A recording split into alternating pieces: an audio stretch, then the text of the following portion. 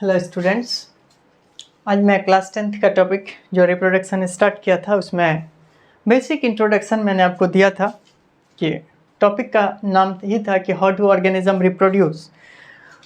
तो फिर मैंने आपसे कहा था कि ऑर्गेनिज्म कैसे रिप्रोड्यूस करता है, इस बात को जानने से ज़्यादा इम्पोर्टेंट हमारे लिए ये है कि रिप्रोडक्शन होता ही क्यों है।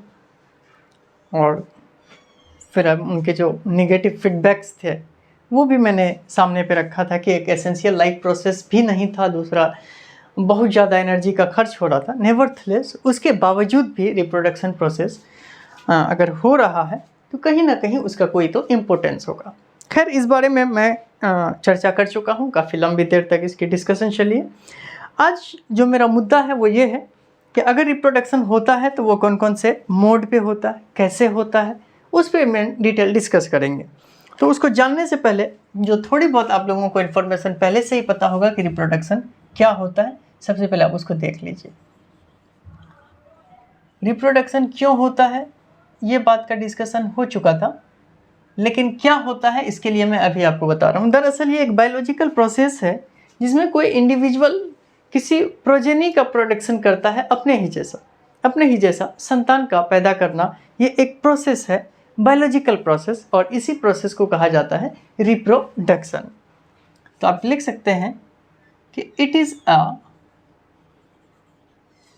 Biological process in which a new individual, in which the progeny is produced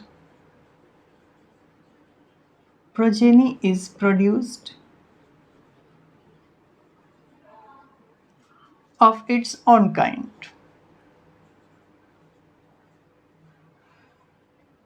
अपने ही जैसा संतान जब पैदा होता है, ये एक प्रोसेस है बायोलॉजिकल, इसे रिप्रोडक्शन कहा जाता है। और क्यों ज़रूरी है इसके बारे में आपसे कहा था। नीड क्या थे? It solves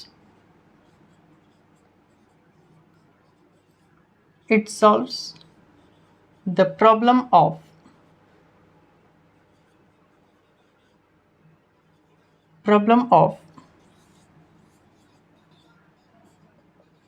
continuity of life. एक तो लाइफ की कंटिन्यूटी को रखता है, और या आप सॉल्व ना लिख करके आप पर्पस लिखें कि पर्पस क्या है।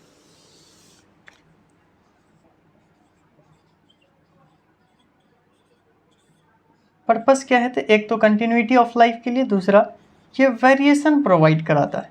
वेरिएशन क्यों ज़रूरी है इस बारे में भी डिस्कस हो गया है। कंटिन्यूटी ऑफ लाइफ क्यों ज़रूरी है इस पर भी डिस्कस हो गया है। अब रिप्रोडक्शन क्या होता है मैंने आपको ये भी बता दिया है।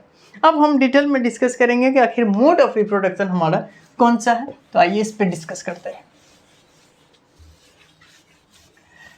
वैसे तो बेटा मोड ऑफ रिप्रोडक्शन की जो क्लासिफिकेशन है वो ऑर्गेनिज्म के हैबिटेट और इंटरनल ऑर्गेनाइजेशन के बिहाफ पर किया जाता, लेकिन यहाँ पर बहुत ज़्यादा डिटेल में ना जाते हुए आप डायरेक्टली ही समझिए कि हमारे पास रिप्रोडक्शन के दो मोड हैं।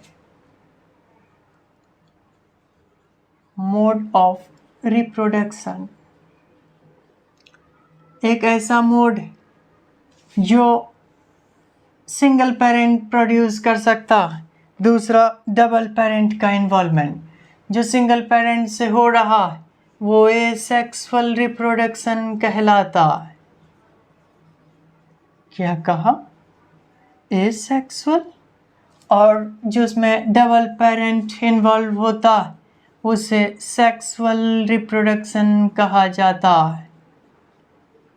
वैसे तो आज का जो मेरा टॉपिक वो सेक्सुअल रिप्रोडक्शन पे ही होने जा रहा। सेक्सुअल रिप्रोडक्शन बाद में डिस्कस करेंगे, आज के लिए इसको कैंसिल करते हैं। अब सेक्सुअल रिप्रोडक्शन की बात हुई है तो इनके फीचर्स के बारे में जानना जरूरी है। बेटा ये एक ऐसा मोड ऑफ रिप्रोडक्शन है जिसमें सिंगल पेरेंट इन्वॉल्व होता है। एक ही पेरेंट से न्यू प्रोजेनी का प्रोडक्शन होगा। एक ही प्रोजेनी है, सिंपल है, सिंपल होने की वजह से इनकी जो कॉम्प्लेक्सिटी है वो लेस कॉम्प्लेक्स होता है और लेस टाइम भी इसमें इन्वॉल्व है। अब आपके मन में डाउट आता होगा, अगर आपको प्रायर कोई नॉलेज है क्लास 8 के रिप्रोडक्शन से, सर क्या इसमें गैमीट का फॉर्मेशन होता है?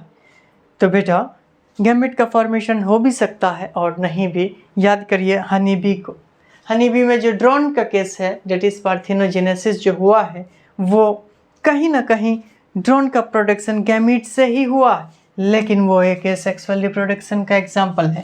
तो आइए इनके सबसे पहले फीचर्स को डिस्कस करते हैं।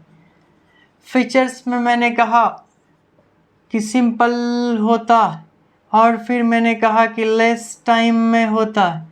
लेस टाइम में क्यों? क्योंकि लेस कॉम्प्लेक्स है।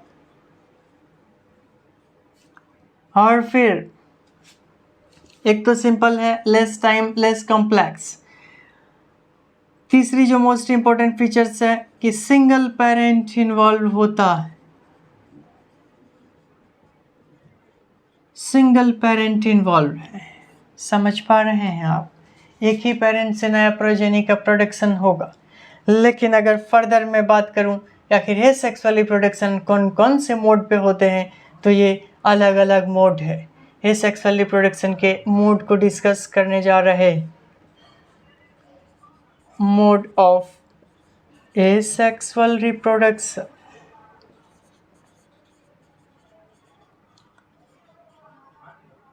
वैसे तो पहले तो फिजन कंसिडर किया जाता। फिजन है फ्रेगमेंटेशन,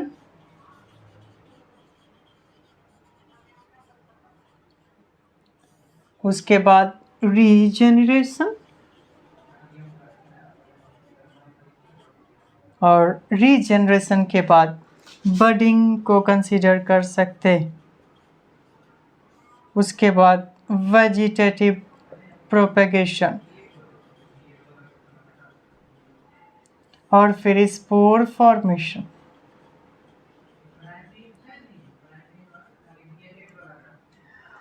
वैसे तो एसेक्सुअल रिप्रोडक्शन के अलग अलग मोड है, मैंने लिखा है बेटा, fission, fragmentation, regeneration, budding, vegetative propagation, spore formation.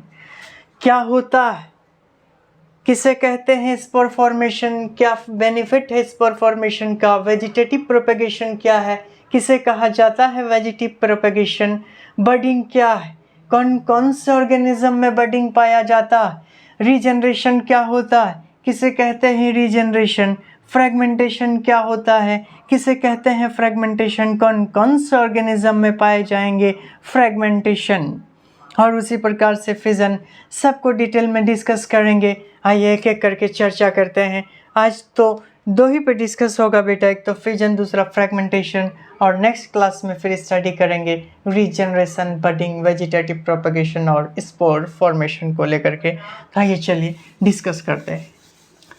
वैसे तो फिजन का मतलब टूटना होता है, लेकिन बात यह है बेटा, एक पेरेंट सेल से टूट करके कितनी डॉटर सेल बनी, वो इस बात पर भी फिजन के अलग अलग क्लासिफिकेशन होता है। अगर एक पेरेंट सेल से दो डॉटर सेल का फॉर्मेशन हुआ, वैसे डिवीजन को, वैसे फिजन को बाइनरी फिजन कहा जाता है। लेकिन ऐसा भी हो सकता, एक वैसा फिजन था बेटा, एक पेरेंट सेल टूट टूट करके multiple number of daughter cells produce किए, और वैसे केस को मल्टीपल फिजन कहा जाता है। तो फिजन के बारे में थोड़ा सा देख लेते हैं। सबसे पहले आप कह सकते हैं कि it is a mode of, it is a form of asexual reproduction. It is a form of asexual reproduction in which new individual is produced, या आप कह सकते हैं in which the daughter cell is produced, daughter cell is produced from the parent cell, from the parent cell. एक parent cell होगा, fission होगा, टूटेगा, टूट करके बेटा डॉटर सेल का फॉर्मेशन होगा। अब ये डॉटर सेल अगर 2 बने तो कह देंगे बाइनरी फिजन है, लेकिन मल्टीपल नंबर्स में बने कह देंगे मल्टीपल फिजन है। इस बिहाफ पर फिजन 2 टाइप का, एक को कहा जाता है बाइनरी फिजन और दूसरा मल्टीपल फिजन।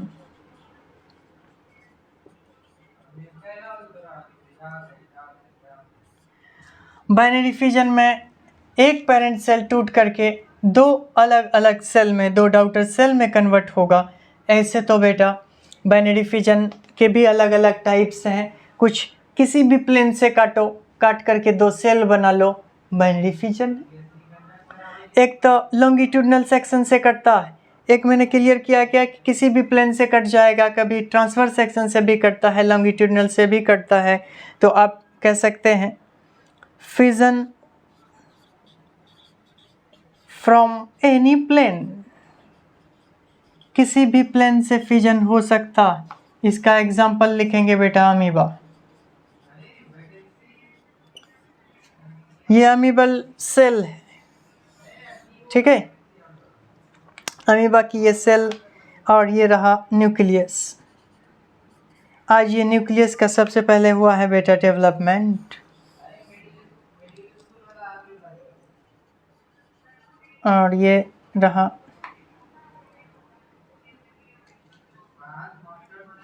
एक मिनट बेटा, सॉरी।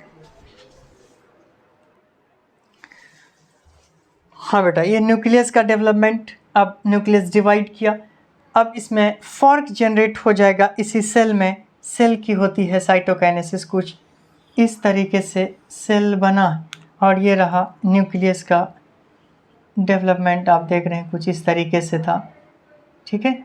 अब ये टूट करके 2 अलग अलग अमीबा बनाया है। ये रहा एक अमीबा, ये दूसरा अमीबा, दोनों के पास अलग अलग न्यूक्लियस। इसे कहते हैं सिंपल बाइनरी फिजन, जो किसी भी प्लेन से कट गया। एक पेरेंट सेल था, 2 डॉटर सेल का फॉर्मेशन हो गया, 2 डॉटर सेल प्रोड्यूस कर गए, सिंपल बाइनरी फिजन है। और एक एग्जांपल आपको ले चलते हैं लॉन्गिट्यूडनल फिजन की ओर, जिसका एग्जांपल आपकी एनसीईआरटी ने लेशमानिया का दिया है। आइए डिस्कस करते हैं लेशमानिया को, या फिर लेशमानिया में किस तरीके से होता है बाइनरी फिजन। लेशमानिया, कौन सी मानिया? लेशमानिया बेटा, यही लेशमानिया है जो कालाजार फीवर के लिए रिस्पॉन्सिबल होता। आपसे क्वेश्चन पूछा जा सकता, which one of the following organism is caused for, या पैथोजेंस इज काउज्ड फॉर कालाजार। एक ऑप्शन में आपको लेशमानिया भी हो सकता है। दूसरा जो है that is longitudinal binary fission,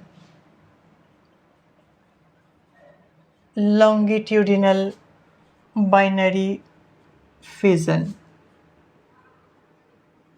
longitudinal का मतलब तो आपको पता है बेटा कि ये जैसे कोई सेल है, सेल को इस तरीके से काटना, इस तरीके से अगर डिवाइड करती है तो वो लॉन्गिट्यूडनल कहलाता है। एग्जाम्पल में लेशमानिया मैं कंसिडर कर रहा हूँ, LEISHMANIA, लेशमानिया। कौन सी मानिया? लेशमानिया। अब देखिए आखिर उसमें कैसे लॉन्गिट्यूडनल बाइनरी फिजन परफॉर्म होता है, कुछ इस तरीके से।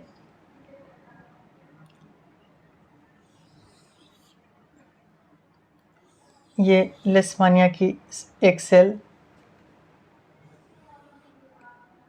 ये दूसरे लेशमानिया की सेल, और ये तीसरे लेशमानिया की सेल, और ये चौथी वाली, और इस तरीके से और भी लेशमानिया।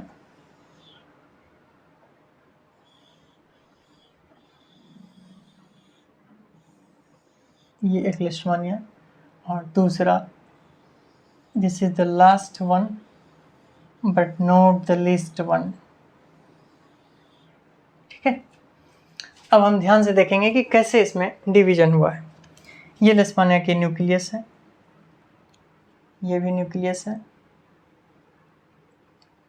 दरअसल होता क्या है कि सबसे पहले इसमें एक बाइफर्केशन जनरेट होता है, वो इस साइड से लेटरल साइड से जनरेट हुआ, और फिर लेटरल साइड तो बना ही था, ट्रांसफर साइड से भी धीरे धीरे बढ़ना स्टार्ट हुआ, और अब की बार थोड़ी इसकी लेंथ बढ़ जाती है।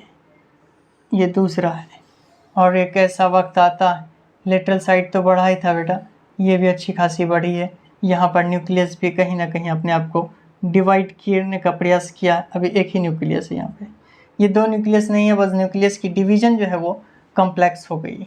अब ये यहाँ पर टूट करके, अभी आप देखेंगे ये न्यूक्लियस अभी यहीं पर है, ये लेटरल साइड है।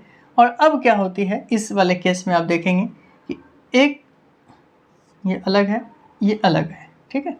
ये टूट करके एक लेस्पानिया इधर, दूसरा लेस्पानिया इधर। आप देख रहे हैं क्या कि कहीं ना कहीं लॉन्गिट्यूडनल ये काटा जा रहा है, कुछ इस तरीके से इनकी डिवीज़न हो रही है लेस्पानिया की, और इस तरीके से लेस्पानियम का फिजन बाइनरी फिजन कहलाता है। यहाँ पर एक ही पेरेंट सेल था, और यहाँ पर आप देखिए दो दो बने, एक तो ये दूसरा ये, समझ पा रहे हैं आप।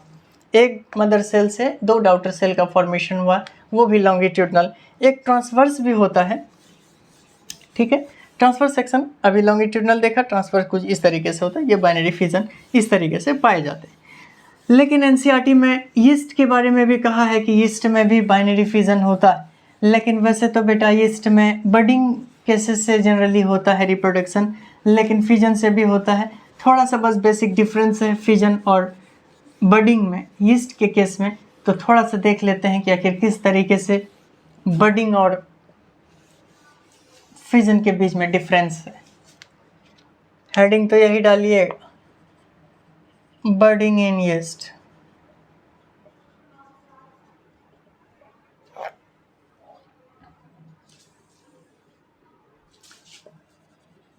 इस साइड पे तो बडिंग और फिर इस साइड पे फिजन। बेसिक डिफरेंस क्या है कि बडिंग में जो पेरेंटल सेल हैं, लाइक ये पेरेंटल यीस्ट है, इसी के ऊपर में यहाँ पर एक बड का फॉर्मेशन होगा, और ये फिर दूसरा बड, इस तरीके से यीस्ट का फॉर्मेशन हो जाता है। लेकिन फिजन के केस में ये एक यीस्ट सेल है, ये टूट करके दो अलग अलग यीस्ट सेल का फॉर्मेशन होता है। तो आपने बेसिक डिफरेंस क्या देखा कि daughter cell attached with the parental cell,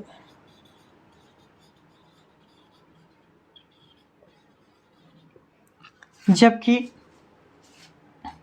यहाँ पर डिटैच्ड हो जाते हैं daughter cell is detached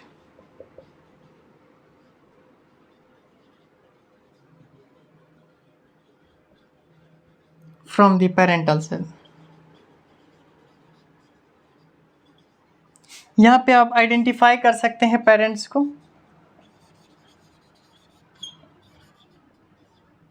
identification of parents is possible, क्योंकि अटैच्ड है तो आप कर सकते हैं, हालांकि इम्पॉसिबल हो जाता है बेटा इस केस में,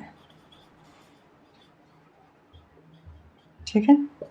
ये दो बेसिक डिफरेंस है। यीस्ट के केस में अगर फिजन होता है या बडिंग होता है, बडिंग में ये मदर सेल से अटैच्ड होती है, जबकि फिजन के केस में ये डिटैच्ड हो जाता है।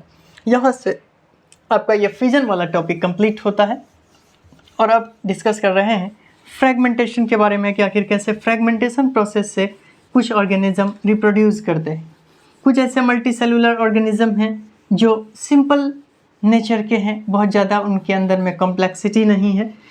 उसमें एक बेस्ट एग्जांपल है डेट इज स्पायरोगायरा। फ्रेगमेंट्स का मतलब होता है टुकड़े टुकड़े हो जाना, और हर एक टुकड़े से नया इंडिविजुअल का फॉर्मेशन होता है। दूसरा मैं लिख रहा हूँ फ्रेगमेंटेशन।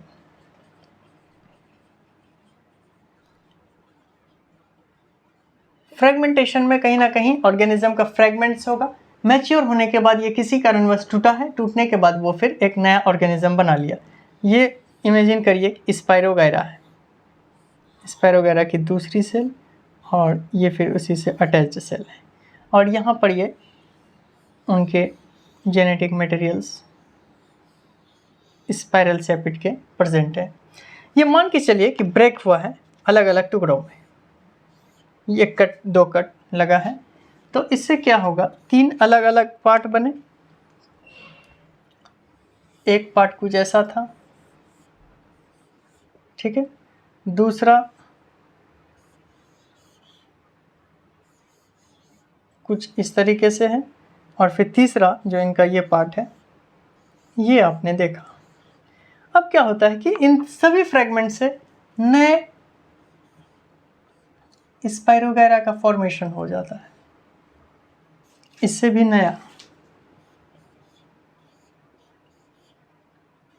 और इससे भी एक दूसरा स्पाइरोगैरा का फॉर्मेशन। ये रहा, ये रहा। इस केस में आपने क्या देखा कि स्पाइरोगैरा एक ऑर्गेनिज्म जो मल्टीसेलुलर का है, मैच्योर होने के बाद किसी कारणवश ये फ्रैगमेंट्स हो गई, टूट गई। टूटने के बाद हर वो टुकड़ा एक नया ऑर्गेनिज्म बना दिया।